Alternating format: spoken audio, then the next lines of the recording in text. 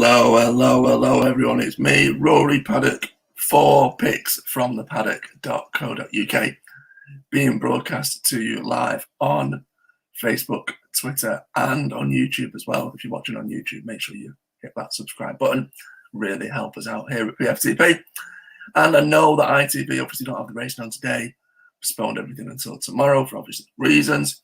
But there are horses that I like at Thirsk, Nottingham, and over in Ireland at the Curragh that I think should go very, very well this afternoon. So without further ado, if I bring that up there, we've got my first selection that comes relatively quickly. It's the 12:10 at Thirsk. Obviously, we can see the lineup there as well. And I've got the lights off. If I can just make that bigger, there we go. Well, that's better there. So in the 12:10 at Thirsk, hijacked there, as we can see, is the current 15-4 favourite. Former distance winner, Danny Tudhope on board, hails from the yard of John Davies.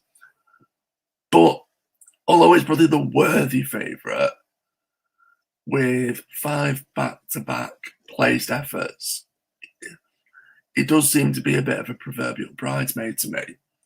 And considering he's only ever won once in his career, and that was off a lower mark than he's got today, 15-4, I am more than happy to take him on. I don't see him winning today.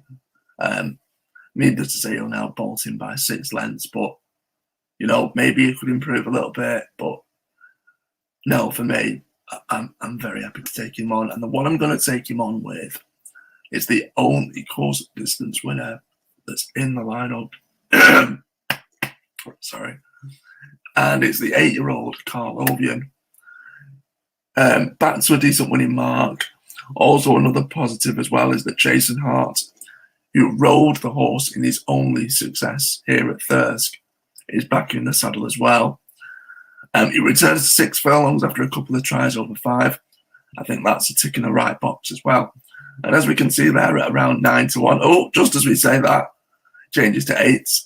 But I'm on at 9, so around 9-1, now 8-1. I think is an each way bet to finish in the first 3. Carl Ovian is definitely the one for me. We then head from Thirsk. We make a little trip further down south. Further south in the country. Their second race on the card at Nottingham, the 5:15. Now, as we can see, it's a maiden where there's a couple of runners who have the advantage of a previous outing, which at this stage, although they are 3-year-olds, I think is a massive plus. But I'm going to side with a debutante. Trainer Charlie Hills is in a rich vein of form at the moment. His yard are firing. I think they're offered 25% strike rate. And Sirard, as we can hear, at 18s. Again, another horse that's been backed in. Back to 18s, is now 16-1. His by Mukadran represents top connections, obviously. Those illustrious silks are what Dane O'Neill is going to be sporting today. Obviously, a race of this nature is tough to call, but at 18-1, 16s now, he looks massively overpriced and could do a lot better than his price may suggest. 16-1, Sarud even, in the 5:15 at Nottingham. And last but no means least, just 10 minutes later, we go to Ireland, the Curragh 5:25, their final race on the card. It's, if I can't get, then it's Corona. But no, the 5:25 is an absolute massive cavalry charge. I mean, we can even see there, Celtic Manor. It's a reserve in number 30. It's going to be an absolute ton of horses going for this. And I'm siding with another former course victor, who now resides off a very low handicap mark indeed. Brave Display is the one that I'm going for. If you can find it here. Where it may be. Brave Display. Where are you? There we go again. Another horse that's been backed in. I've got in my notes here is at 14-1, but it's now at 10s. Again, former course winner. And the fact that Jamie Heffernan booked for the ride top jockey over in Ireland. That's a nice positive. Produced a solid performance to finish 4th. Should come on leaps and bounds for that run. Should certainly strip fitter. The price, 10-1, perhaps a little bit too short now, but at the time, 14-1 was about a right price. Decent draw, stall 3.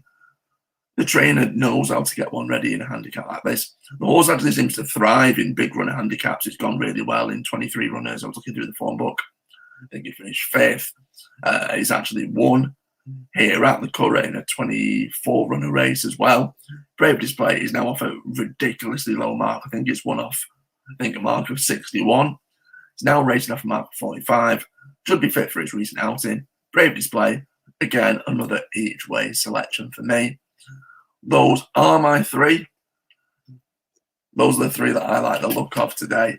Obviously, at first, Nottingham and the Curragh, all each way selections, all horses that I think could go basically outrun their price.